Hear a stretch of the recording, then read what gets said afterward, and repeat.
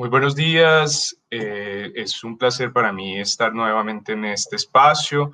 En esta mañana de viernes vamos a finalizar, a tener la última sesión de nuestro seminario de formación para editores.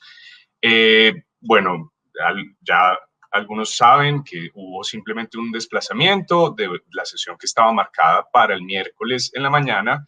La tendremos afortunadamente hoy y así completamos nuestro seminario con todos los eventos. Ha sido un recorrido que espero que haya sido del interés del público. Sé que es de utilidad para la formación de nuestros estudiantes porque hemos podido tener una gran diversidad de experiencias, de comentarios, de reflexiones en torno al quehacer editorial, al trabajo en tiempos de dificultad, nuevos desafíos, tiempos de transformación, y hemos podido oír esos aspectos de la reflexión en a partir de distintas geografías, de distintas experiencias asociadas, por ejemplo, con grandes editoriales independientes, pero grandes editoriales independientes en el marco internacional y nacional. Y hemos oído también a expertos en el análisis de las circunstancias del mercado, las circunstancias de la producción y los desafíos, y al mismo tiempo pudimos oír experiencias de personas muy jóvenes que están entrando en el campo para transformarlo hacia futuro. Entonces creo que el seminario ha cumplido ese propósito y es con muchísimo gusto que puedo presentar entonces esta última sesión que tiene por título Economía de la Cultura y el sector editorial en Latinoamérica, y tenemos el privilegio de tener hoy a la profesora María Paulina Soto Lavé, que es la actual rectora de la Universidad de las Artes de Ecuador, la Universidad de las Artes de Ecuador que está en Guayaquil, y es integrante de la comisión gestora desde el 2016. La profesora María Paulina es doctora en estudios sociales y políticos latinoamericanos por el Instituto de Estudios Avanzados de la Universidad de Santiago de Chile, de donde es originaria, y ha publicado libros y artículos derivados de más de 40 investigaciones académicas en torno o asociadas con el tema de la gestión en las artes, la cultura y el patrimonio. Es realmente un gusto contar con la presencia de la profesora María Paulina. Muchísimas gracias por estar aquí. Y la profesora María Paulina conversará con la profesora Alejandra Toro, que es editora, es profesora y es la jefe del pregrado en literatura de la Universidad de AFI.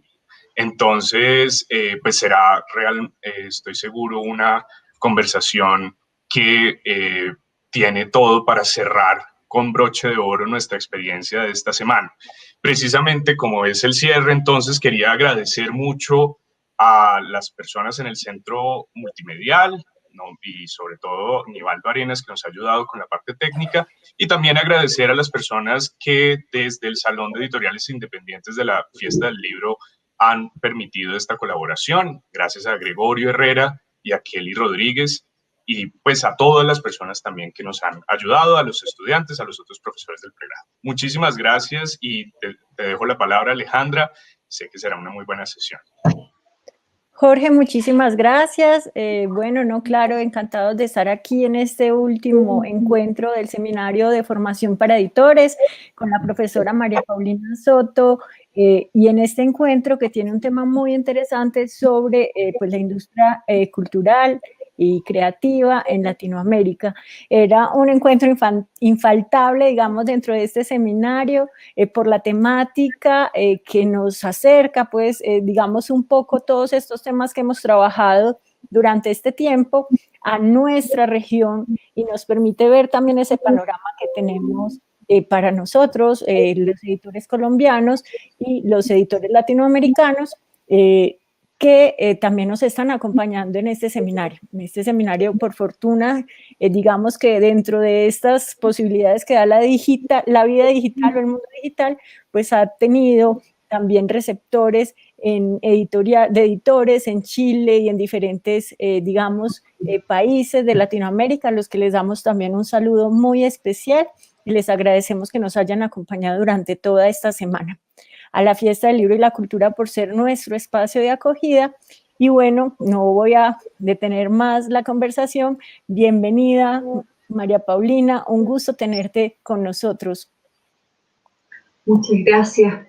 Buenos días y bien, yo quisiera aprovechar el máximo el tiempo, entonces voy a presentar unas diapositivas que nos van a permitir un primer guión conversacional, pero estoy completamente segura de que vamos a tener la posibilidad de, más bien en el diálogo con ustedes, poder profundizar y detallar. Entonces esta es más bien una línea que marca aquellos debates donde yo vengo en el caso de América Latina proponiendo hace un buen tiempo cómo abordar aquello que dentro de nuestro campo del saber denominamos la economía de la cultura.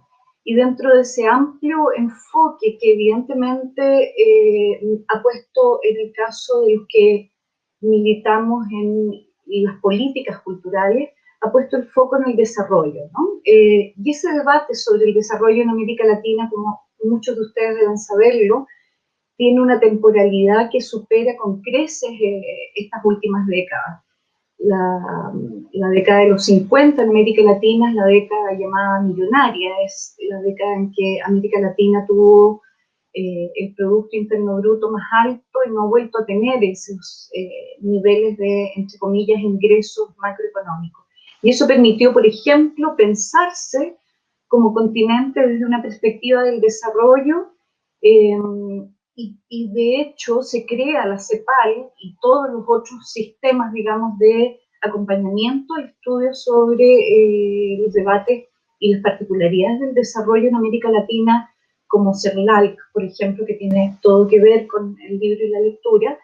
En nuestro continente se crea en Santiago de Chile a fines de la década que les estoy mencionando, de los 50. Por lo tanto, el debate del vínculo entre la cultura, la economía y el desarrollo es un debate que ya lleva más de 70 años y por lo tanto lo que yo les voy a mostrar muy abreviadamente tiene que ver con ciertas convicciones que me he ido construyendo al calor, digamos, de estos debates y de investigar tanto la deriva histórica como las discusiones donde la particularidad de la construcción o del vínculo entre la economía y el desarrollo está dada justamente porque de lo que estamos hablando cuando hablamos de industrias culturales es de intangibles. Y obviamente esos intangibles o este gran mundo, digamos, de lo simbólico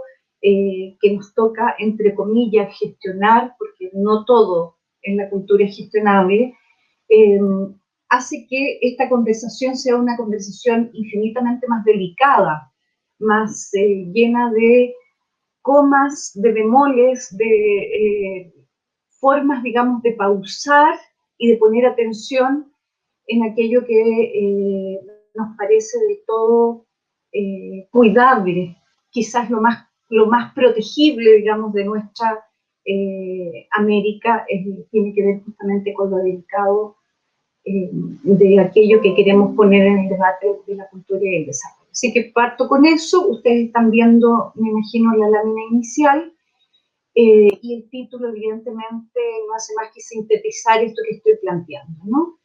Este es un continente que yo he dicho en muchos foros internacionales tiene licencia para la imaginación. Y esa licencia para la imaginación ha estado fuertemente motorizada, conducida, transportada justamente por las letras. Las letras y el llamado boom latinoamericano, evidentemente lo que hizo fue poner en una posición completamente privilegiada respecto de las décadas anteriores a una América Latina que era simplemente patio trasero, como le decían en términos de más populares, digamos, patio trasero de Estados Unidos. Los países del norte estudiaban América Latina. Nosotros hasta la primera mitad del siglo XX no tenemos latinoamericanos reconocidos internacionalmente y validados en la producción de conocimientos relacionados con América Latina, y por lo tanto lo que primero llega a una validación en el escenario internacional no son las letras doctas científicas, no son la academia. Lo que primero llega es la imaginación. Lo que primero se valida en el norte es la literatura, la imaginería y todo lo que tiene que ver, obviamente, con esto que porta el rectángulo denominado libro, ¿no? Esta metáfora que hace Richard Chartier, un investigador de la cultura francesa. Entonces vamos a partir diciendo que América Latina tiene licencia para la imaginación y por lo tanto estamos en una posición mejorada respecto de otros debates relacionados con el vínculo cultura y desarrollo. Vamos a entonces avanzar con la presentación habiendo hecho esta aclaración. Les comentaba que esta pregunta sobre qué es lo que conecta economía, desarrollo y cultura es una pregunta que, si bien está instalada desde mediados del siglo pasado en el debate mundial y no solo territorial latinoamericano, hemos estado extremadamente atrasados respecto de cómo se hace o se replica un fenómeno similar al del boom latinoamericano, ¿no? Que de alguna manera generó esta autorización, como digo yo, o esta licencia de la imaginería. Entonces, uno de los datos que nos ha hecho imprescindible volver a preguntarnos qué es lo que ocurre con esta incapacidad de replicar un laboratorio de éxito como el que menciono, tiene que ver fundamentalmente con que, por ejemplo, en el Atlas de la Complejidad Económica, que es un atlas que se ha generado a partir de metadata en el MIT en Estados Unidos, en el Instituto Tecnológico de Massachusetts, en Cambridge, hay un mapa ahí que lo que nos muestra es que la mayoría de nuestros territorios son buenos replicando aquello que han hecho por mucho tiempo. Es decir, que los saberes y los conocimientos que portan una comunidad arraigada en un territorio son aquellos saberes donde nos va mejor y por lo tanto podemos exportarlos. El líder de este mapa de la complejidad económica es un físico chileno muy jovencito, de menos de 40 años, y él daba conferencias divulgando los resultados de este atlas de la complejidad económica en el mundo, y un día dice que iba en el avión, iba como en la sesión 70 de las presentaciones de estos resultados, y se preguntó por qué todo, ya me sé de memoria, decía todas las preguntas que me van a hacer los periodistas, los especialistas. Todo el mundo me pregunta cuando se trata de complejidad económica por los seguros, por los bancos. Nadie me pregunta por Elvis Presley. Y él hace y toma la clave, digamos, de ese cuestionamiento donde de alguna manera está instalada la idea de que hay cierta producción donde lo cultural, por su intangibilidad, resulta completamente ciego dentro del mapa de las cosas que sabemos hacer. Entonces dice, bueno, nosotros como América Latina nos podemos pensar a sí mismos como países que exportan materias primas brutas o que exportamos poemas, ¿no? En el caso de Chile, claramente exportamos a Neruda, dice. Entonces, dentro de la reflexión que durante, como les digo, 70 años podemos hacer a partir de la historia del devenir de este debate, lo que a mí me resulta completamente claro y contemporáneo, digamos, respecto a esta discusión, es que nosotros debemos y estamos desafiados a cristalizar esa imaginación en el sur del mundo. Es decir, cuando hablamos de economía para el desarrollo y economías creativas, es decir, basadas en esta imaginería, los países del norte que han tenido desarrollo industrial pueden pensarlo como una alternativa postindustrial. América Latina, en cambio, que no tuvo desarrollo de industrialización, y por lo tanto tiene al debe una serie de procesos y la cadena de valor de nuestra industria editorial. Vamos a ir ya bajando específicamente los ejemplos hacia el ámbito exclusivamente de la circulación, de la producción y circulación de esta imaginería literaria, ¿no? Así la vamos a denominar. Tiene muchísimos peldaños incompletos. Por lo tanto, cuando hablamos del vínculo de la economía, la imaginación y por lo tanto el desarrollo con fuerte impacto en nuestros territorios, no podemos hablar de una industria del libro y la lectura. Si nosotros pensamos cuáles son nuestras potencias dentro del continente, evidentemente nos tenemos que retrotraer a ejemplos como la Feria del Libro de Guadalajara, que sin duda alguna es una industria. Entonces alguien me podría cuestionar esta aseveración que estoy diciendo, ¿no es cierto? Es la segunda feria del libro más grande del mundo, después de Frankfurt. Luego tenemos obviamente la Feria del Libro de Buenos Aires, que también uno la ve y dice, sin duda alguna, aquí estamos frente a industria, ¿no?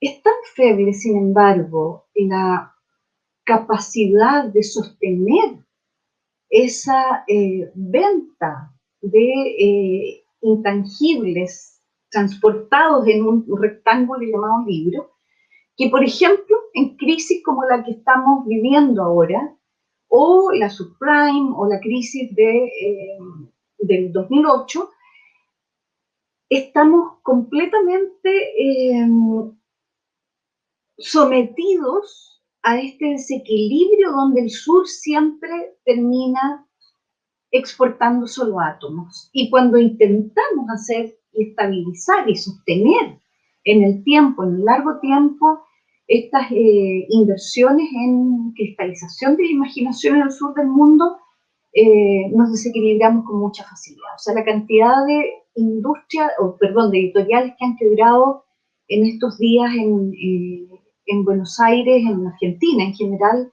es tremendo. ¿Dónde tenemos algún grado de reconocimiento de que sí somos capaces de sobrevivir a estos embates de los desequilibrios de la economía hegemónica, que es la capitalista, en los últimos ya desde los años 80 en adelante, el modelo neoliberal? Justamente en aquellas... Perdón, María Paulina, ya tenemos ahí la presentación, si nos dices a dónde te la organizamos para que puedas seguirla. Perfecto, entonces me conecto contigo inmediatamente. En el escenario de mundialización también, está perfecto. Entonces, este escenario de la mundialización nos invita no solamente a reafirmar aquello que sabemos, de que somos particulares y especiales en la producción de un tipo de narrativa, ¿no es cierto? No me estoy refiriendo a los géneros, no estoy obviamente reduciendo esta afirmación sobre la imaginería o la literatura fantástica o no, sino simplemente eso lo sabemos. Sin embargo, nuestra dificultad está en la circulación y en la estabilidad de esa circulación. Entonces la pregunta es, en este escenario de mundialización, ¿cuáles son las señales que tenemos de continuidad? Y ahí nos vamos a lo micro, es decir, aquello que en economía se llama las MIPYMES, y que en el mundo editorial se ha dado a llamar las microeditoriales, ¿no es cierto?, en los últimos tiempos. Esta idea como de lo pequeño, esta idea como de lo especializado, o de aquello que constituye un punto en una especie de nebulosa de sobrevivencia a la que estamos tan acostumbrados en el sur-sur. Podemos seguir, por favor, con la siguiente. Entonces, un rasgo de nuestra identidad que este tipo de producción sobrevive solo si las dimensiones son de naturaleza sostenible por las comunidades que están bastante acostumbradas, digamos, a este vaivén de una precariedad, diría yo, respecto de las grandes industrias editoriales. ¿Cuáles son los fundamentos de esta propuesta de que esta cristalización de la imaginería tendría que radicar en unas dimensiones de el tamaño de la producción y la producción y la circulación de carácter absolutamente abarcable? Bueno, los fundamentos tienen que ver con que tenemos un alto conocimiento productivo respecto de ese producto específico.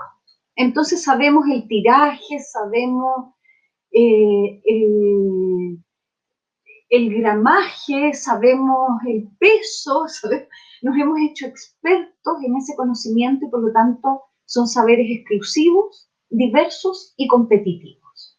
Esa es la propuesta, digamos, desde una perspectiva más bien económica de cómo y por qué creemos que podríamos ser más exitosos en un modelo de esta naturaleza. Esta condición extraña, única y exclusiva, digamos, sería sinónimo de posibilidades de éxito. La siguiente, por favor.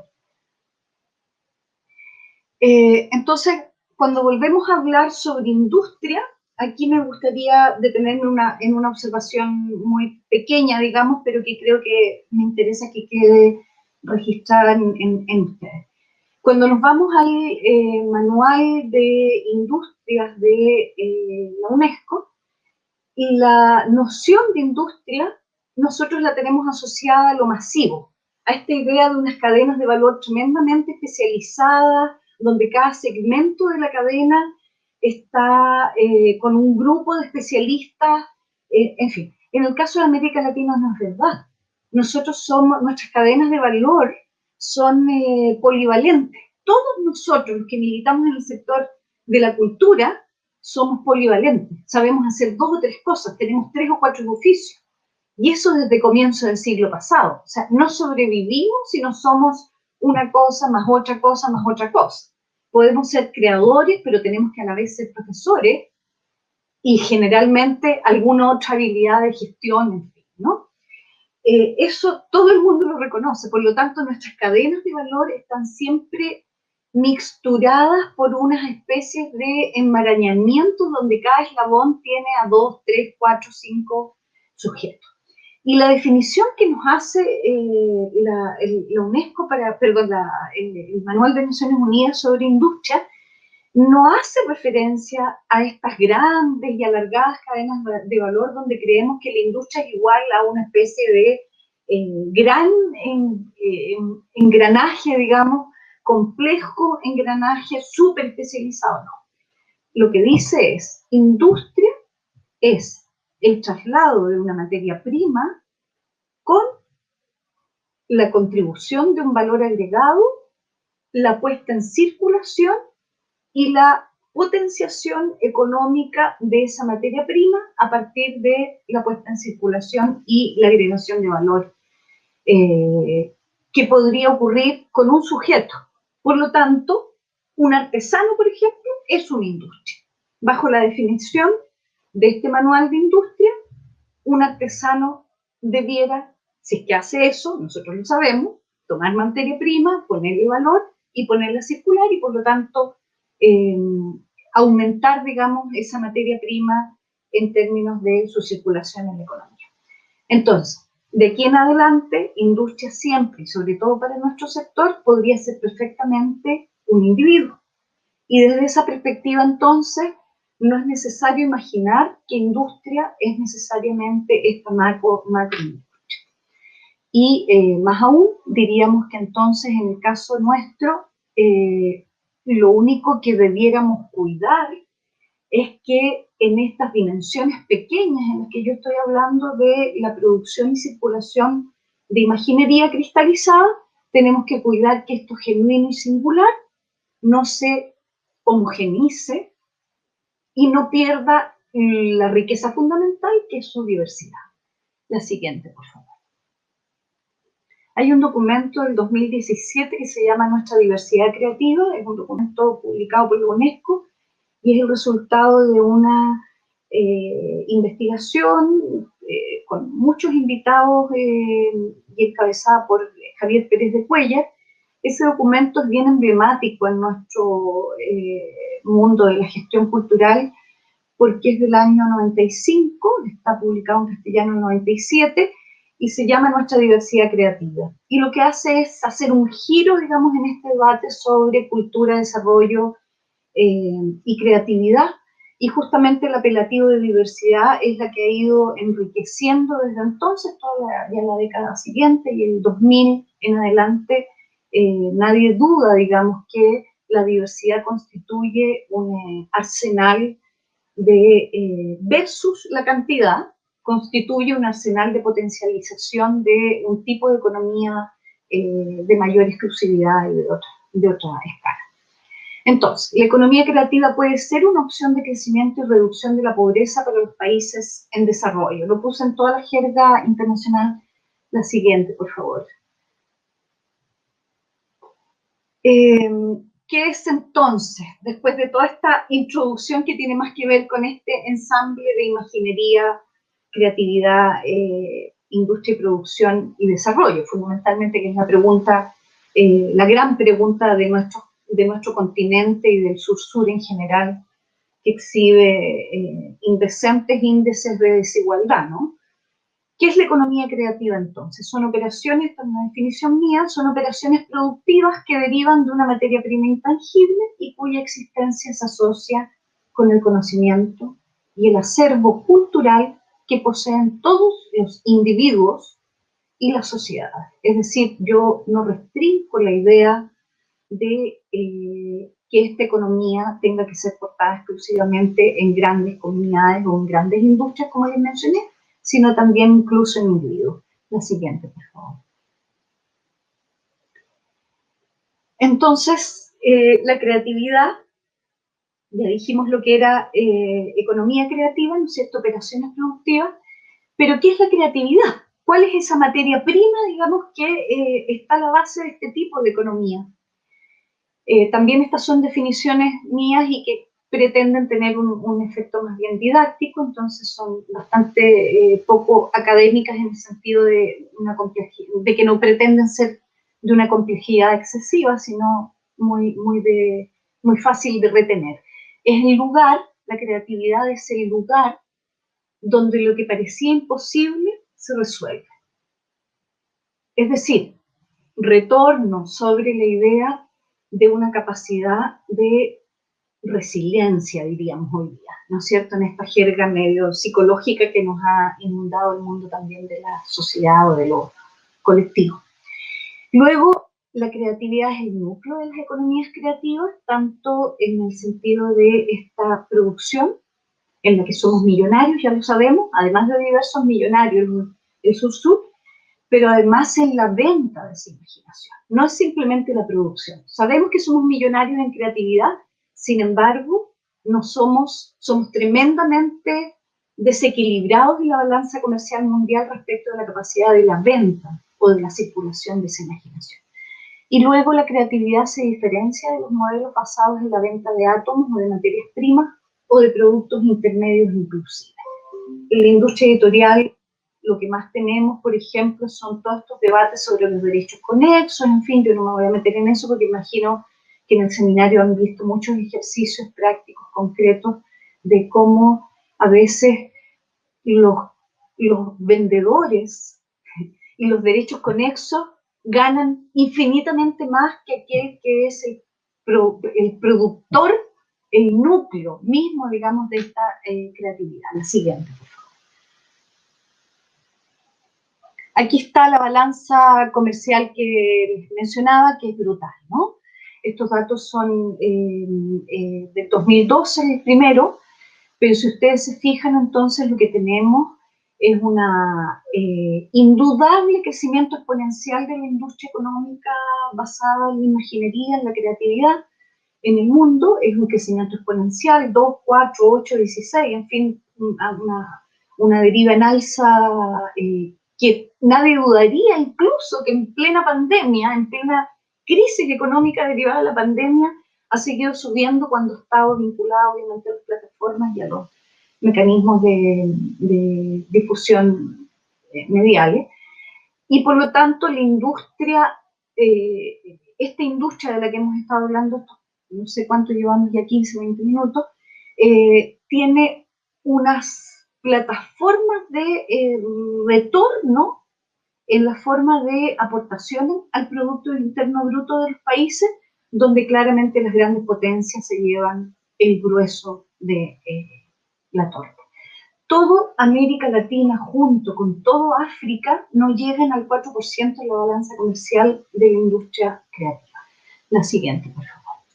La buena noticia es que en la última década sí ha habido un crecimiento de las economías creativas del sur-sur. Vamos a pasar rapidísimo, yo creo que ya estamos, Alejandra, me informas en cuántos minutos estamos para acelerar. Muy rapidito. La creatividad, entonces, es la riqueza mejor distribuida en el planeta. La siguiente, por favor. Y además no necesita chimeneas, una infraestructura súper pesada, ¿no? 2, es reciclable, clarísimamente no es contaminable. Sin embargo, esa resiliencia de la que hablábamos tiene algunos peros, algunos bemoles. Hemos experimentado en muchas partes del mundo, especialmente en la última década, en que la plataforma no ha sido la internet, sino que ha sido el turismo, la economía de la cultura, cuando ha estado asociada al turismo, ha tenido riesgos tremendos, y en lugares que denominamos los que nos hemos especializado en turismo cultural, denominamos los destinos maduros.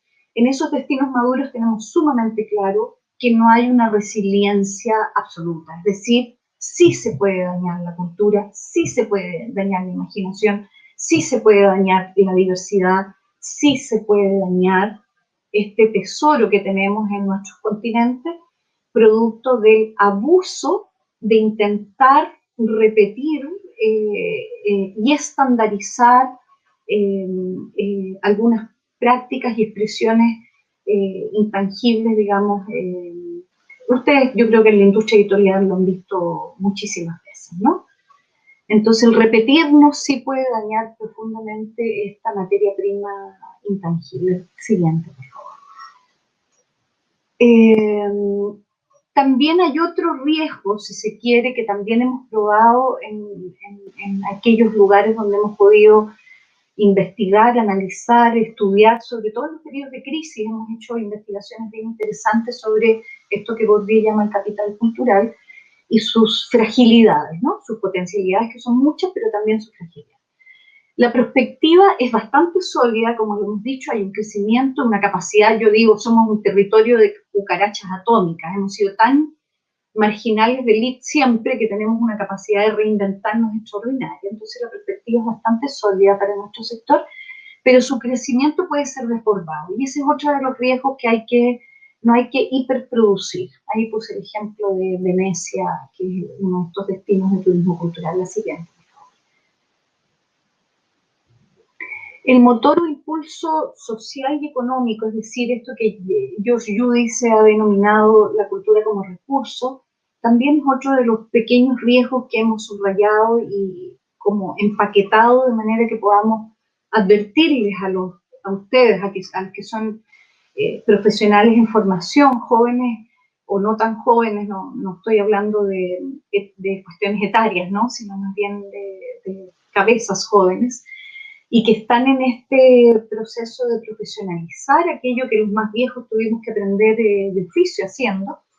Entonces nosotros empaquetamos estos conocimientos, y esta cuarta advertencia y la última para este tipo de industria es que, si bien su impulso en el uso social y económico no es privativo de los artistas, es decir, creativos hay en todas partes, por lo tanto, evidentemente hablamos de economía no artística ni industrial de la manera de la Escuela Crítica de Frankfurt, de la idea de que esto es un campo exclusivamente de los artistas.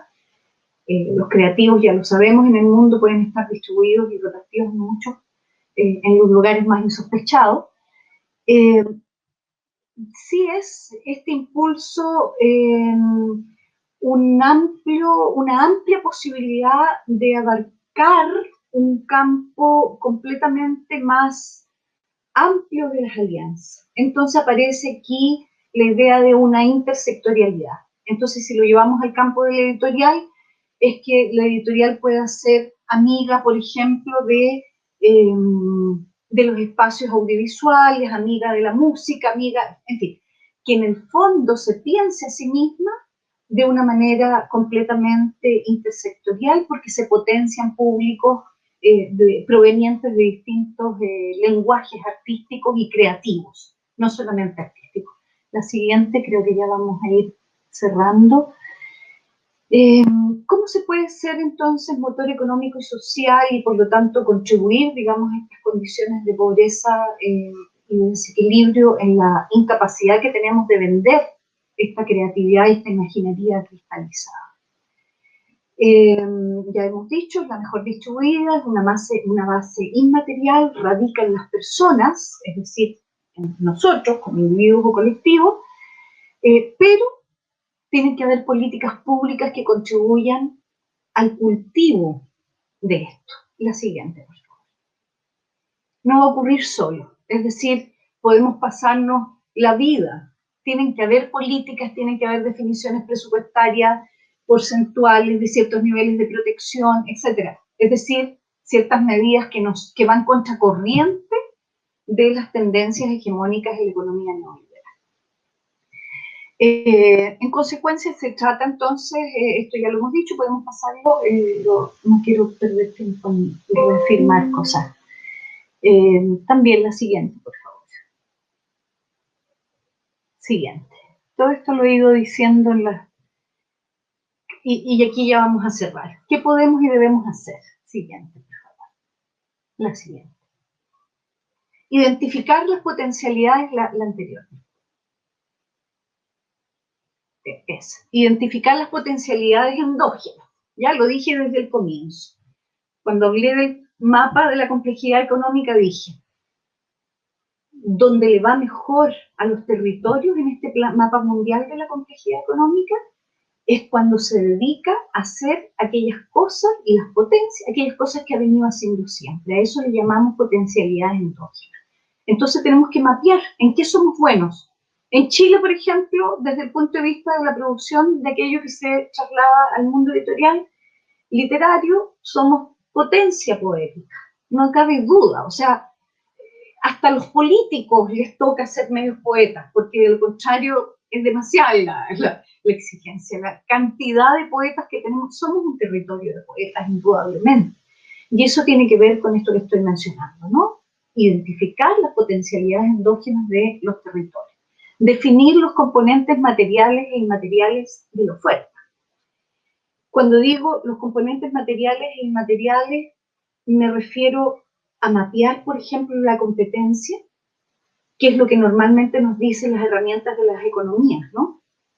Mientras que si uno lo plantea como, no como un mapeo de las competencias, sino de la asociatividad, de quiénes son nuestros aliados, ¿no? De las competencias en términos de ser competente, no de ser competencia de otro. Yo creo que eso ustedes también lo han visto probablemente mucho en este seminario, porque justamente las tendencias de las microeditoriales como una manera de sobrevivir a los grandes tiburones de la industria mundial editorial, y desde la época de los telesextos se viene discutiendo en América Latina, las maneras de sobrevivir han sido bastante estas que yo estoy mencionando. Entonces, mapear las competencias no en el sentido de competitividad, sino de buscar la manera de responder de la mejor manera, siendo competentes y solidarios a escalas territoriales abordables. Establecer cuáles son nuestros aliados, nuestros clústeres de funcionamiento dentro o fuera de los territorios continentales. Proteger nuestros mercados sub y regionales. La siguiente, por favor. Almacenar conocimiento tácito y explícito. Esto parece una cosa medio hermética en las redes regionales y subregionales. Es decir, crear una ecología cultural continental.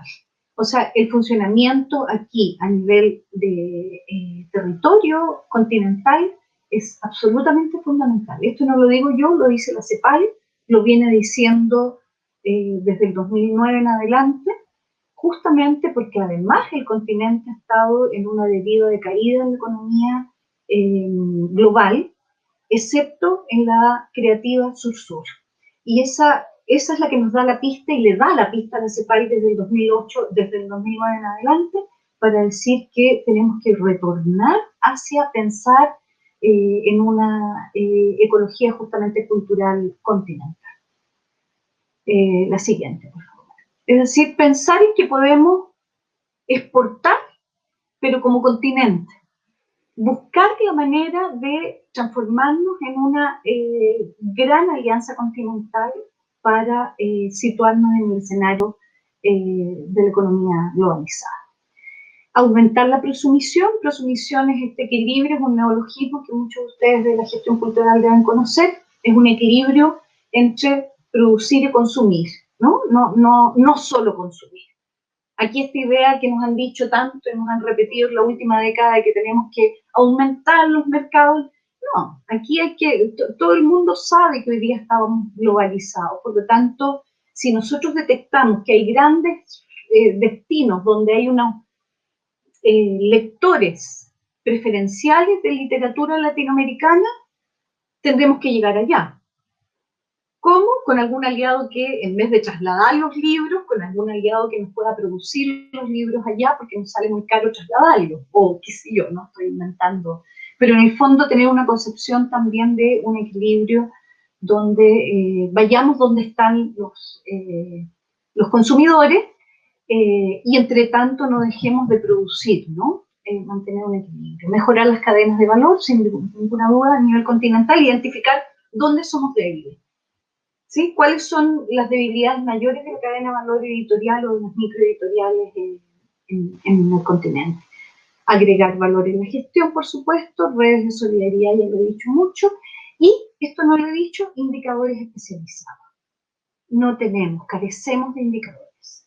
En eso soy ultra experta, me he dedicado, como soy investigadora de oficio, antes gestora académica, antes que profesora, soy investigadora y puedo aseverar que carecemos de indicadores especializados. Yo creo que ese es un gran desafío. Si las alianzas que se están produciendo en el continente, gracias también a la tecnología, nos está permitiendo dialogar y tener tremendas redes, digamos, de colaboración, uno de los objetivos de los observatorios de nuestro sector debiera ser el consensuar 2, 3 indicadores especializados que nos permitan tener un balotaje, un balance anual o anual que nos permita ir mejorando la manera de diseñar estrategia de comercialización.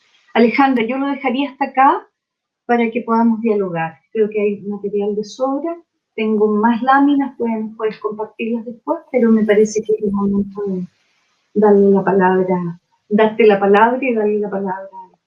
Tienes razón, tenemos material de sobra, ha sido una charla yo creo que muy ilustrativa, pero sobre todo que abre a muchas posibilidades de conversación, no solo pues conmigo, sino también con quienes nos están escuchando y que ya están dejando sus preguntas. Lo primero pues que yo te quiero preguntar, y es retomando el comienzo precisamente de la charla, y creo que alguien del público también te hace una pregunta, y es que, bueno, esto de mirar a América Latina como un continente de la imaginación y mirar que, digamos, en la industria creativa latinoamericana, tenemos como una de las grandes posibilidades en la diversidad y en lo que se constituye desde lo micro, pues necesariamente a los editores nos conecta con lo que tú decías, con las microeditoriales, con las que llamamos editoriales independientes, con las que llaman editoriales emergentes también en varias, pues cada país tiene una forma distinta de nombrarlas. ¿Cómo ves ese panorama? ¿Crees que esa industria editorial está comprendida, digamos, como dentro de este patrimonio creativo? ¿Cómo hacer que alcance, digamos, mucho más, desarrollo, que es parte de la gran pregunta que tenemos aquí? Porque, bueno, digamos que sí está esa diversidad, pero a veces esa diversidad se vuelve también abundante y caemos en algo que señalabas como los riesgos, que es como también una sobreproducción. Por supuesto. Por eso es que es tan importante tener datos. No se puede hacer política sin datos. Entonces, por ejemplo, nosotros tenemos una década y media de estar estudiando solamente esta relación cultura-desarrollo y economía con data macroeconómica. Y esa data macroeconómica no nos sirve más que para poder hacer ranking de países. No estamos hablando de eso, estamos hablando de otras escalas territoriales. Por un lado, recoger esta idea que ya recogieron justamente los literatos de las vanguardias de los años 20, que le ponen nombre a este continente, ¿no? O sea, la denominación latinoamericana viene justamente, es una de nuestras imaginerías, y que lo que están diciendo es que las verdaderas fronteras son los mares o los océanos, ¿no? Entonces, cuando yo digo políticas culturales, estoy pensando en políticas culturales continentales, pero con data o información mucho más especializada, mucho más chiquitita, mucho más referida a escalas numéricas, abordables por unas estrategias como compartidas entre estas microeditoriales. Entonces, yo sueño, por ejemplo, con unas alianzas de muchos países latinoamericanos con, qué sé yo, aquello que consensuaríamos que van a ser las editoriales emergentes, independientes, con todas las denominaciones y adjetivación que te puedas inventar, pero que en el fondo entendamos lo mismo, ¿no? Aquellas que facturan menos de tanto dinero al no sé qué, aquellas que tienen un catálogo de tanto, las definimos, llegamos a un acuerdo continental y decimos, necesitamos, señores estadísticos, necesitamos datos desagregados para este perfil. ¿Cómo lo hacemos? Usted tiene una encuesta de industrias de menos de 10 trabajadores que la hace todos los años en su instituto de estadística. Necesitamos que además se haga una pregunta que nos permita saber cuáles son las nuestras. Eso que dijimos o definimos que eran las industrias editoriales, micro, emergentes, independientes, etcétera, ¿no? Los nombres que queramos ponerles, pero las definimos. Y pedimos a los estados que nos otorguen datos sobre eso. Sin datos no vamos a poder hacer política. De hecho, tenemos 100 años de declaratorias jurídicas respecto de voluntades de los países para hacer X cosas, y luego no acompañamos esas declaraciones de voluntad con datos. Eso es igual a cero política. No puedes hacer política sin datos. No puedes. Entonces, la primera respuesta es, necesitamos acordar qué sería esto micro, qué sería esto, estas maneras, digamos, de identificar nuestra forma de sobrevivencia.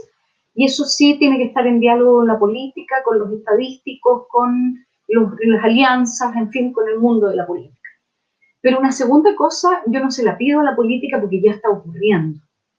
Y eso me encanta de una definición de la Hannah Arendt, una filósofa alemana extraordinaria, y ella diferencia la política de lo político.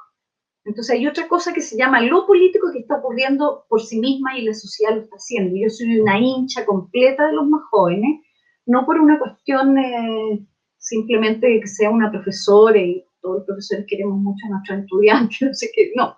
Tiene que ver con que yo veo un corte generacional muy interesante en los sub-40, que es esta capacidad de inventarse, reinventarse, y aquí no han necesitado ni le han pedido nada a los políticos, al sistema político.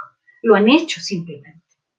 O sea, yo tuve el privilegio de ser muy amiga, muy cercana de Neus Espresate, una de las herederas, dueña de la editorial ERA, que era una de las grandes editoriales que hicieron de alguna manera alternatividad en México.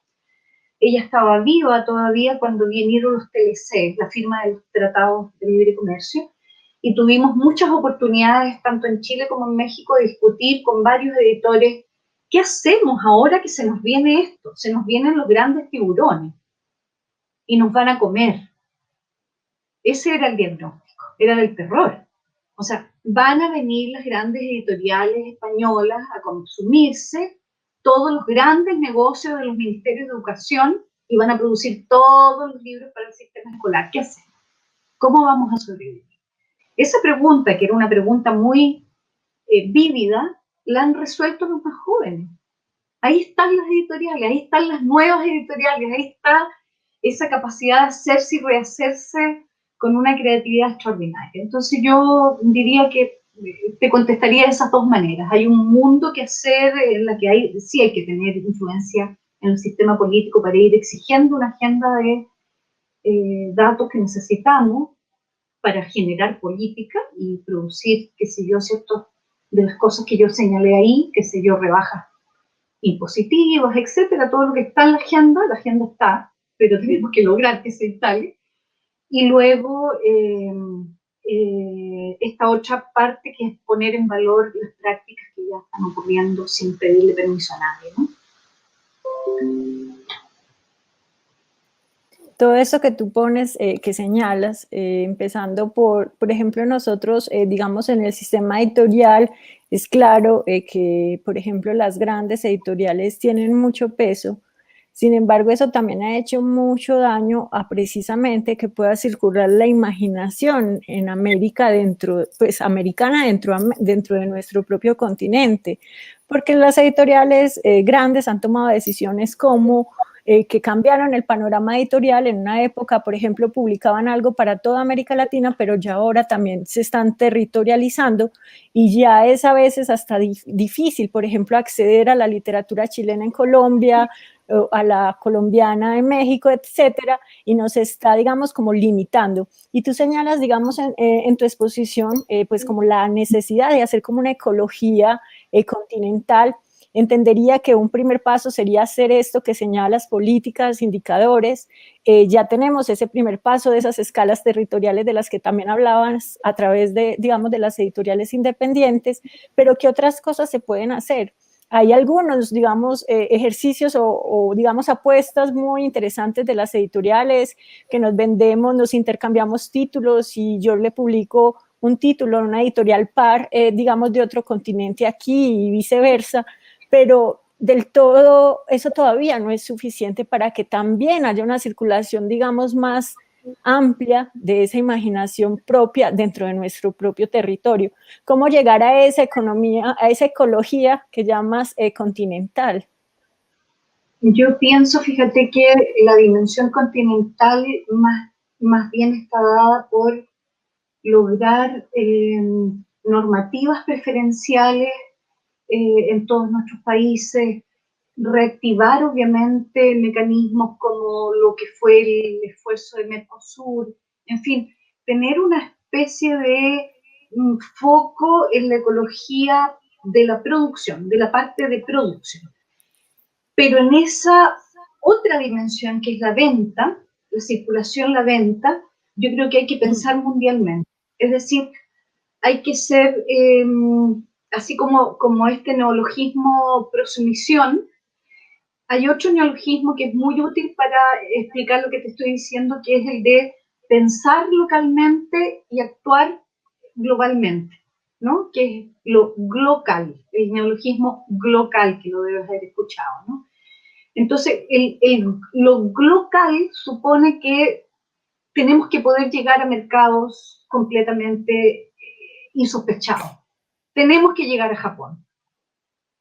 Te aseguro que en Japón todo el mercado, por ejemplo, japonés que hay de consumo de tangos, de rancheras, porque lo hay, son grandes industrias de consumidores y tienen un poder adquisitivo grande. Entonces, por ejemplo, nosotros podríamos pensar, cuando yo decía estas alianzas con otros lenguajes de las artes, podríamos detectar en estos mapas, ya no solo de producción, sino que de distribución, dónde pueden haber potenciales consumidores. Y ahí estamos obligados a ir pensando en la traducción. Yo creo que el gran tema de la traducción, esta aristócrata argentina bonaerense que a comienzos del siglo pasado dio tantas peleas intentando resolver, ella que tenía el privilegio, estoy tratando de acordarme su nombre. La he estudiado mucho Beatriz Sallo, Verónica, no, ya me voy a acordar de su nombre. Ella decía, uno de los, o sea, nadie repara en el hecho de que no nos leen en Europa porque no estamos traducidos al alemán, al italiano, al inglés, al francés. Entonces hizo un gran esfuerzo de divulgar esto. Por supuesto que hoy día los puentes de conexión con los países ricos del norte requieren de ese mapa también de posibilidades y potenciación de la traductibilidad. No solo para la literatura, diría yo, sino también incluso para aquello que, aquí otro neologismo, la oralitura. América Latina es millonario en creatividad y en diversidad, no porque sí, no porque lo diga yo.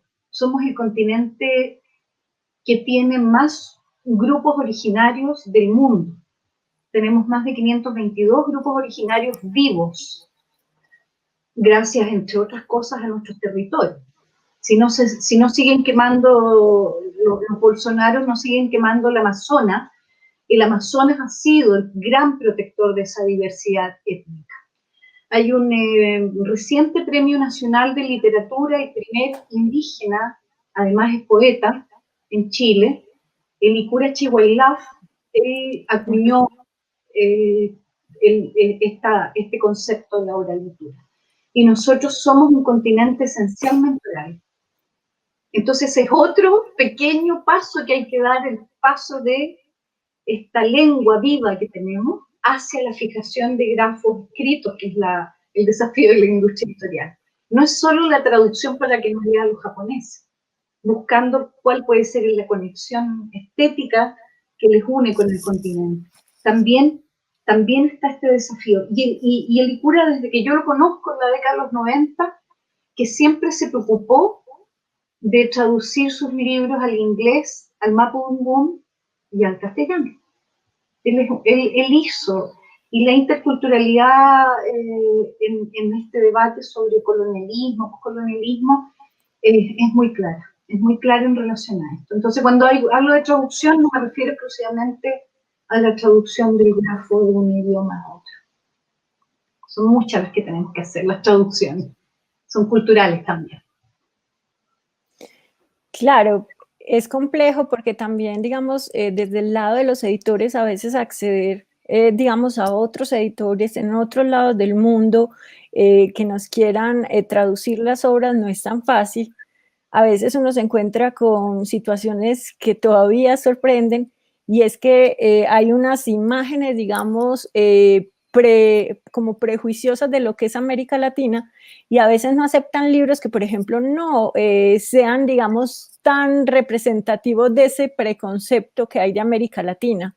Entonces, normalmente en Europa lo más común es que se vendan obras muy todavía como de lo que pasó con el boom, muy casi de realismo mágico, que muestran como la realidad latinoamericana más cruda, digamos, o más maravillosa, pero a veces, por ejemplo, si hay un escritor nuestro que hable de temas europeos, no lo reciben o no les interesa, y es difícil, digamos, como también romper esas barreras, pues además de todas las otras barreras comerciales que hay que empezar a romper, más las barreras que tú señalas culturales, en tanto que también nosotros mismos todavía estamos apenas dando la inserción, digamos, a nuestras producciones de esa literatura o oralitura. El Licura es un excelente poeta. En Chile tienen unas manifestaciones divinas de poesía en la poesía mapuche. Pero ¿cómo hacer? ¿Qué otras redes de solidaridad, por ejemplo, comercial tú conoces, ya existe? ¿En cuáles se pueden unir los editores que también ayuden a ir cambiando, digamos, esa forma de recepción de nuestros productos, que son de toda la diversidad que tenemos en estos otros países? Mira, las experiencias que yo he visto en los últimos años, como te decía, en Chile y ahora en los 4 años que llevo en Ecuador, pudiendo pensar, por supuesto no puedo pensar solo en eso, tengo a cargo una universidad, entonces, sin embargo, las veces que he podido reflexionar y por mi cercanía con la literatura, la editorial universitaria de la Universidad de las Artes, tanto por la experiencia chilena de haber visto evolucionar Editorial LOM, 8 libros editores, en el caso de Chile, ¿no? De cómo ellos empezaron a acoger en las grandes ferias, en la feria del libro, de repente empezaron a aparecer estas microeditoriales como al alero, como una gallina con los pollitos, al alero de estas otras que eran intermedias, y que tenían este foco en la diversidad cultural. Entonces, en vez de verlas como competidores, las empezaron a ver como socios colaborativos. El gran problema, por supuesto, de esta solidaridad y no competitividad, sino que hacernos competentes. A ver, usted tiene un súper buen diseñador gráfico, usted es editorial chiquitita que se dedica a publicar y tiene un catálogo de 5 libros preciosos, pero que claramente eso no es un modelo de negocio en ninguna parte del mundo.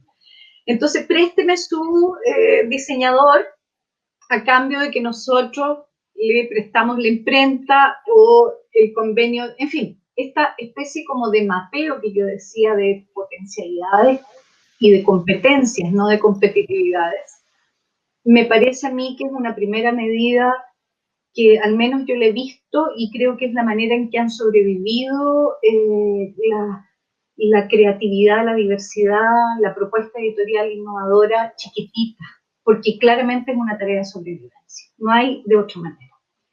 Luego, claramente creo que tienen que haber subvenciones. Entonces, por ejemplo, te voy a dar el ejemplo que les estaba empezando a contar de antes. Antes de ayer publicamos en la Universidad de las Artes, pero en conjunto con otros 2 editoriales independientes. Y cuando decimos independiente es sostenida en la persona que ama la industria, que ama la edición del libro, que probablemente es un amante previo de la literatura, obviamente, y que a veces son jovencitos de 30 años que tienen un trabajo y subvencionan con ese trabajo estas alianzas porque no pueden soportar no estar permanentemente pesquisando temáticas de factura literaria, trabajando en red.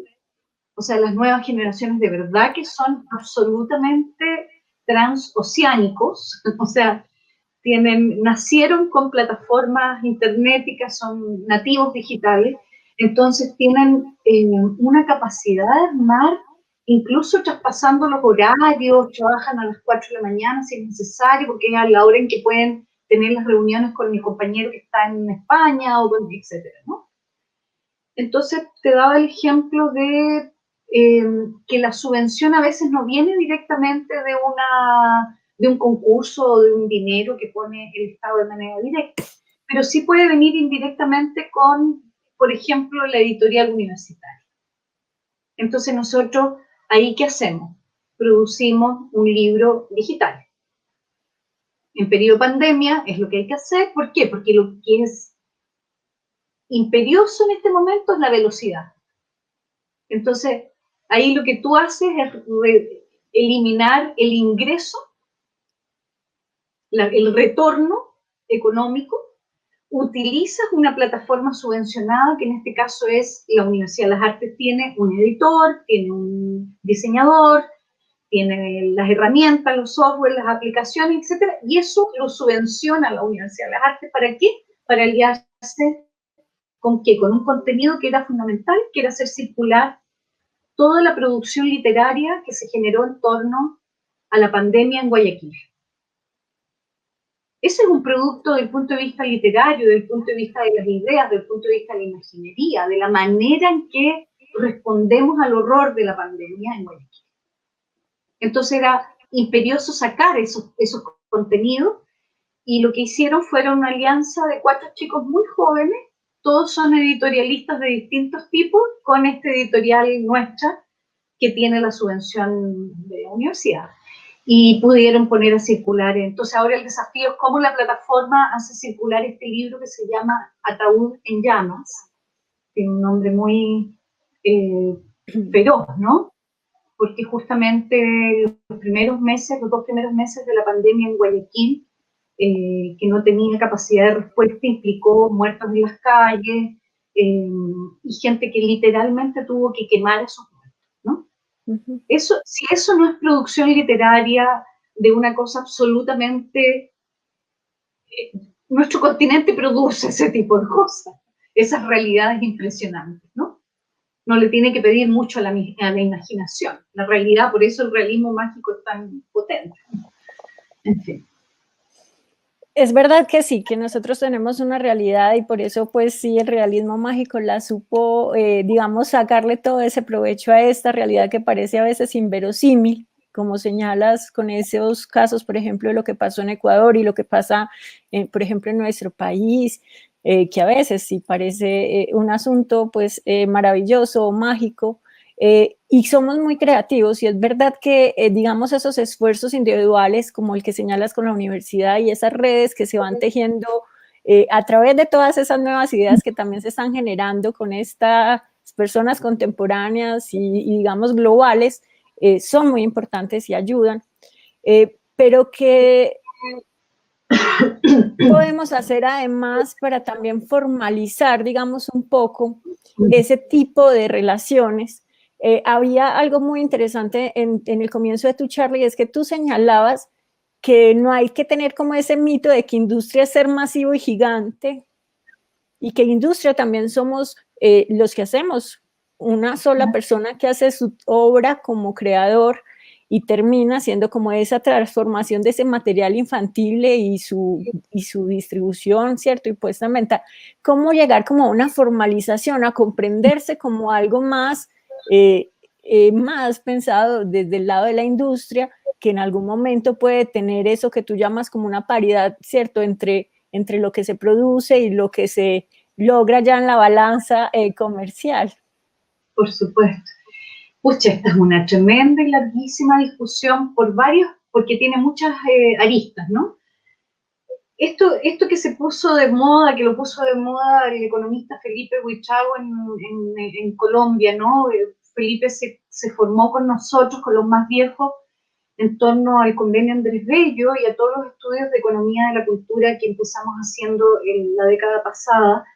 Él era un joven economista, lo deja ahí en ese diálogo con nosotros David Melo, cuando se va al CERLALC.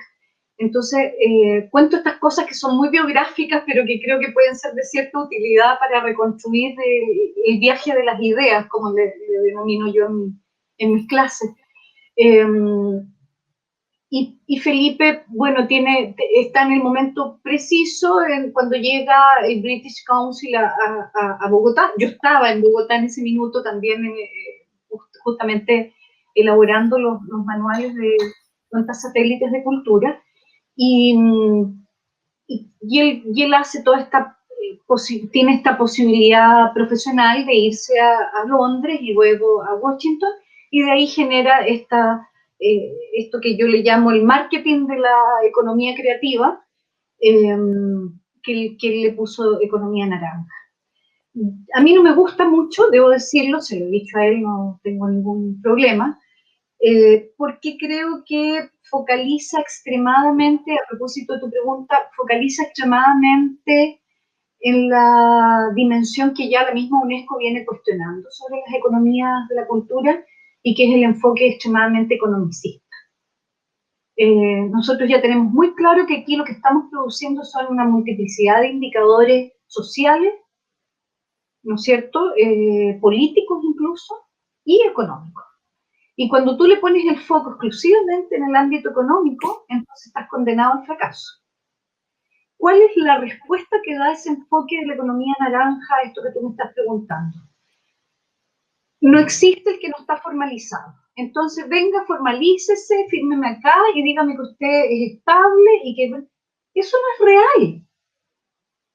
¿Qué estabilidad le puedes pedir a una editorial que la sostienen 3 amigos que trabajan en cualquier otra cosa para poder hacer sus libros? Entonces, tenemos que llegar a un acuerdo por eso te decía, hay que definir qué va a ser esto de independiente, emergente. En fin. ¿Por qué? Porque nosotros sabemos que si hay una realidad que nos acompaña, no solo en el continente, pero que nos acompaña claramente en nuestros países, es la informalidad laboral, por supuesto, la informalidad polivalente, multiempleo, etc. Entonces tenemos que buscar una solución y un acuerdo que permita a esta necesidad efectivamente de tener algún chip, un RUC, un algo que te permita ser sujeto de ciertos beneficios, obviamente, de tributarios o del tipo que sea, ¿no es cierto?, de subvenciones, porque definitivamente el monstruo, que en mi opinión está herido de guerra, herido de muerte, que es el modelo neoliberal, prohíbe las subvenciones. O sea, todos nuestros fondos concursables en el sector artístico-cultural han sido así como defendidos, pero ya durante todas estas décadas, porque es lo único que hay. Pero ni siquiera podemos hacer política con eso, porque son concursables bajo la lógica de competir. ¿No es cierto? No, yo estoy hablando de política. Las políticas no pueden ser sometidas a un concurso. Las políticas son acuerdos entre los actores de un país y tienen que ser el consenso en torno a un bien común. Eso es una política.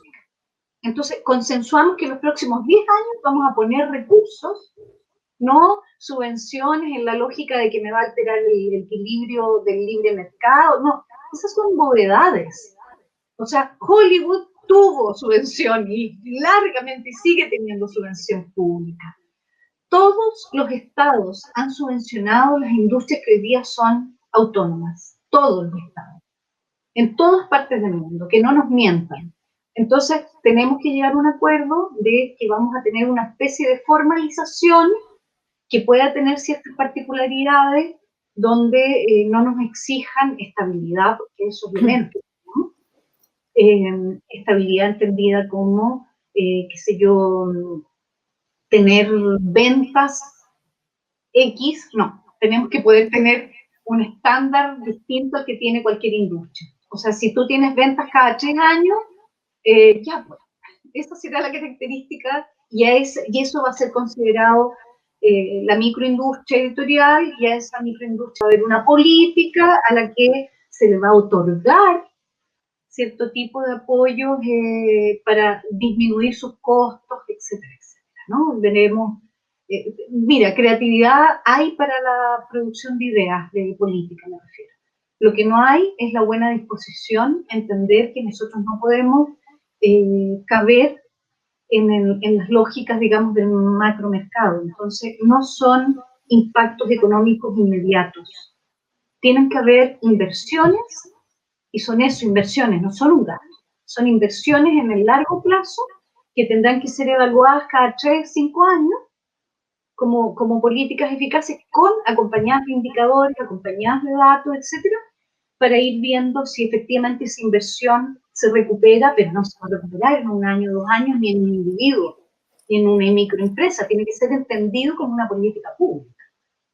Entonces creo que las temporalidades, las condiciones, la que sé yo, tienen que ser evaluadas con indicadores de impacto social, político, económico y de otras envergaduras de esa naturaleza, culturales, por supuesto.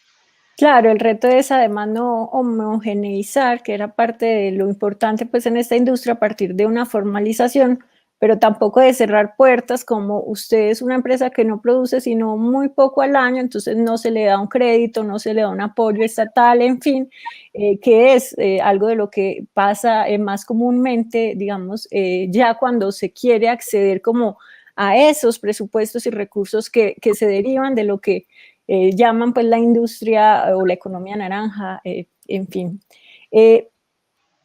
De verdad que es un tema que daría mucho, pero se nos va acabando el tiempo y voy a pasar como a otro que se relaciona un poco, y es este momento que ha sido, digamos, muy retador y que ha generado dificultades para el sector, pero también ha mostrado, digamos, oportunidades y una de esas oportunidades es del mundo digital. Y aquí voy a darte dos preguntas que tenemos en el público. Una es, ¿cuáles son los retos de las TIC y cómo afrontarlos en América Latina? Y otra es el uso del Big Data en la localización para detectar qué quieren leer hoy en día las audiencias, iría en detrimento de la identidad literaria latinoamericana. Bueno, son de dos ámbitos completamente distintos, pero sí muestran un poco ese panorama que estamos enfrentando hoy. Los editores, al tener que cambiar un poco nuestro quehacer y por ejemplo, utilizar las plataformas para acceder pues a los lectores, ya no solo el encuentro, digamos, presencial en ferias, en librerías, sino todo a través, digamos, de la virtualidad. Bueno, por supuesto que yo hay una expresión que me gusta mucho de un intelectual italiano, Toni Negri. Dice, están los pesimistas, están los optimistas, y ninguno de los dos hace nada. Los pesimistas porque creen que nada va a funcionar y los optimistas porque creen que todo se va a resolver solo.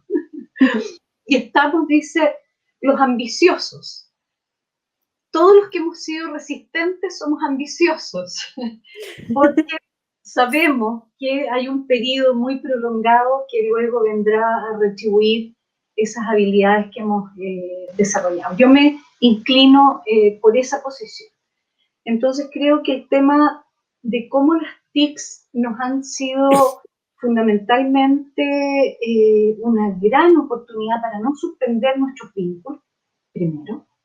O sea, darnos cuenta que América Latina funciona sobre la base de esto, ¿no? Tú puedes hacer una carrera académica en Europa sin haberte movido de tu escritorio ni haber participado en ni un solo seminario.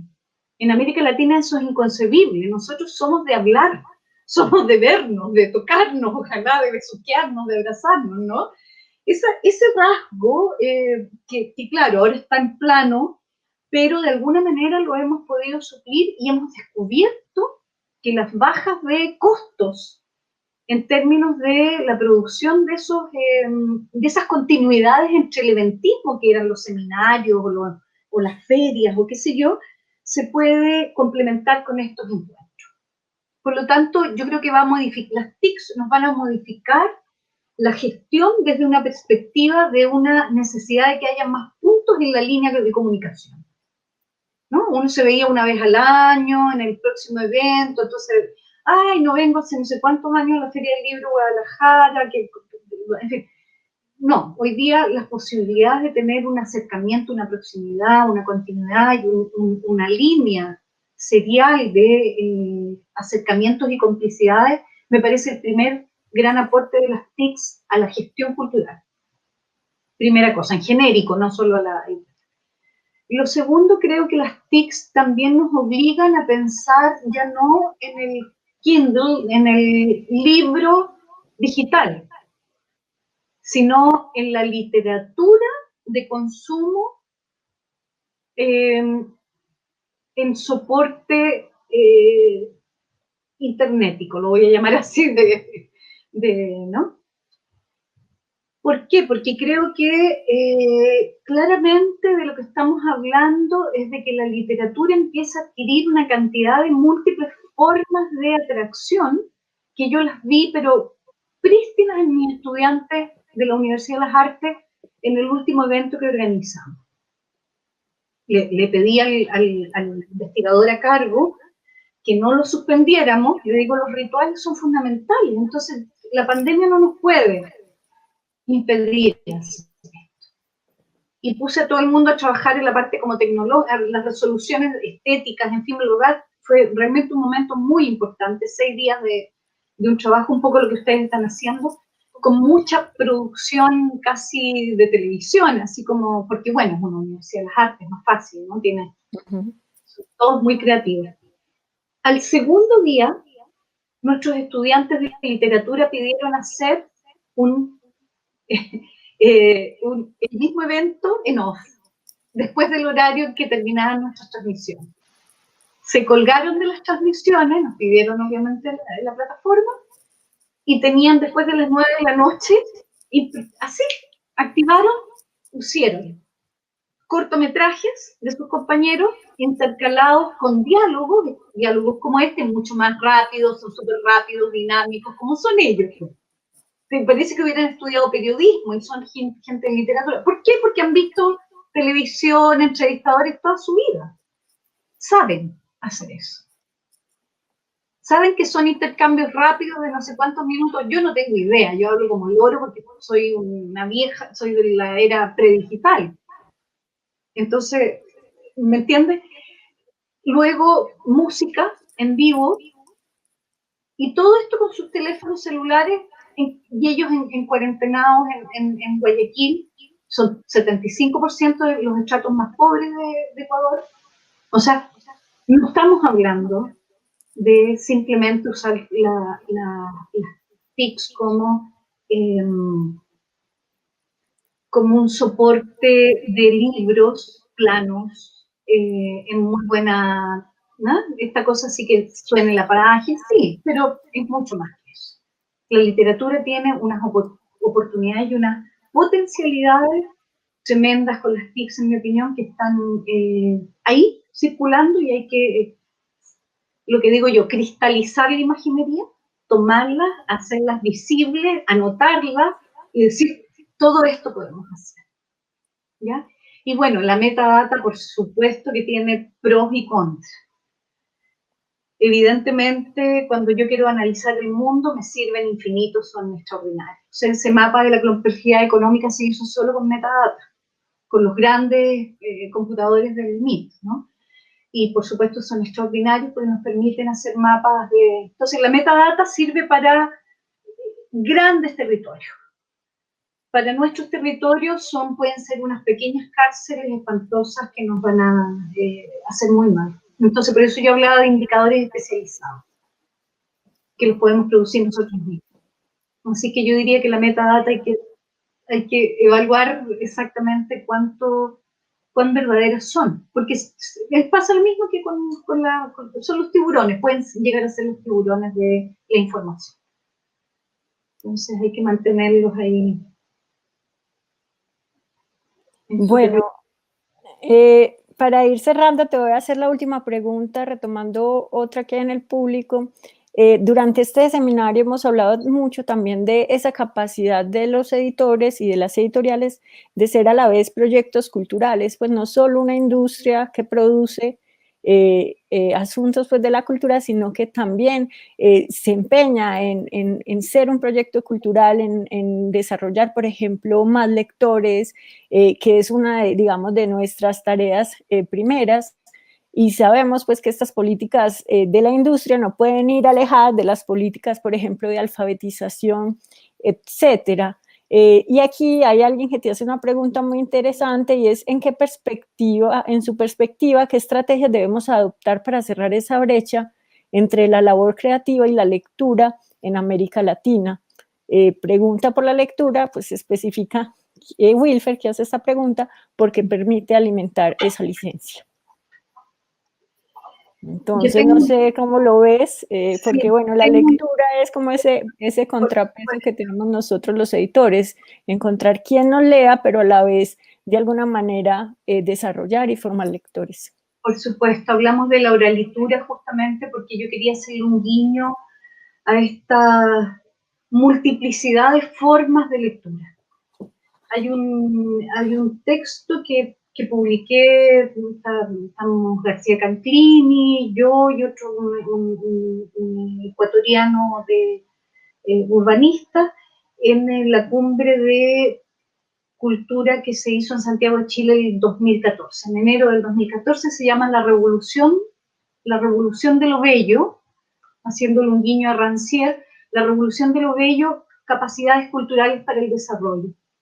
En ese texto, yo lo que planteo, está por supuesto disponible en la web, en ese texto lo que yo estoy planteando y que venía reflexionando y escribiendo y potenciando hace mucho, es cómo hacemos que este fenómeno de la culturización que ha creado el impacto tecnológico de la llamada tercera revolución industrial, haga diálogo con estas señoras gordas que se mueven tan lento, tan flojamente como son los estados, ¿no? Y las universidades. Hay que decirlo. O sea, tú no, porque estás en una universidad, tú misma en una mujer joven, ultra abierta, en fin. Pero las universidades públicas en general han sido parte de este fenómeno de ya, elegí el peor verbo para conjugar, estar anquilosadas, la misma lentitud con la que los estados se ponen al día respecto a la sociedad.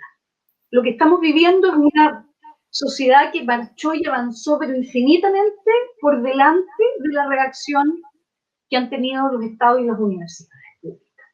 Entonces, lo que hago esta larga introducción, porque yo creo que cuando digo la revolución de lo bello, lo que estoy diciendo es que ha habido una alfabetización de lo sensible, del lenguaje de lo sensible, con independencia de lo que han querido los estados y las universidades. Aquí ocurrió algo producto del impacto tecnológico. Nuevamente Richard Chartier es uno de los que estudian cómo hay un conjunto de otros artefactos que producen transformaciones culturales a una velocidad superior a que requieren o pueden o permiten las políticas públicas.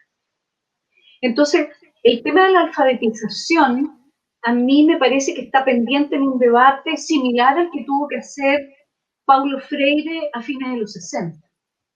Así de desafiante. Cuando él dijo, esta alfabetización que nos están imponiendo desde los grandes intereses bancarios, así lo llaman, ¿no? No nos sirve para el desarrollo cultural, para la sostenibilidad, etcétera, ¿no? Eso mismo tenemos que hacer nosotros con la llamada alfabetización de la tercera revolución tecnológica. ¿Cuántas son las formas de lectura que tienen los chicos hoy día? ¿Cuáles son el tipo de simbología que utilizan y decodifican? Ya todos sabemos los memes, o sea, es enorme el expediente de posibilidades de alfabetización o de lo que llamamos alfabetización visual, de escucha, de estética, de capacidad de síntesis, no se agota en el alfabeto de la lectoescritura. Yo no soy especialista, pero tengo la certeza de que estamos obligados a hacer algo similar a lo que hizo Paulo Freire, decir qué es lo que decimos cuando decimos alfabetización, y por lo tanto creemos que la única manera de potenciar la lectura es a través de la lectoescritura. Yo creo que estamos perdiendo capacidades y creemos que esa es la manera de abordar la riqueza justamente de nuestro continente. Con esto termino, 3 de todos los países del continente son los únicos que después de 200 años de políticas culturales de alfabetización obligatoria, entendida como lectoescritura, han logrado salir de los porcentajes que establece la OEI respecto de el no retorno, digamos, ¿no? Ellos dicen que cuando un país tiene menos de un 5% de analfabetismo, ya es irreversible el proceso de lectoescritura. Ahí está Uruguay, Chile y Argentina, o sea, el Cono Sur. La última puntita del Cono Sur. Somos los únicos países que estamos en esa cifra. Y yo, siendo chilena, te puedo asegurar que a pesar de que estamos en esa alfabetización irreversible, no es que seamos ultra... tenemos serias dificultades de comprensión de la lectoescritura. Entonces, tampoco es que la lectoescritura irreversible garantiza un mejoramiento de las condiciones de la circulación de las ideas a través de la literatura. A mí me parece que es mucho más rica hoy día las posibilidades de alfabetización y tenemos que buscarlas, identificar. Ya me oyen porque tuve una leve corte en mi señal y me tocó conectarme por los datos. Esas cosas pasan siempre en estas asuntos y me salí un momentico del evento. Bueno, no, aquí estamos, María Paulina, terminando ya este tan productivo y enriquecedor diálogo. Te agradecemos mucho por este espacio, por la generosidad con la que has abordado este tema con nosotros. Esperamos pues que sigas aquí un momentico mientras terminamos, pero nos despedimos del público y les agradecemos por habernos acompañado en este seminario de formación de editores. Muchísimas gracias. Muchas gracias a ustedes por acompañarnos en esta conversación.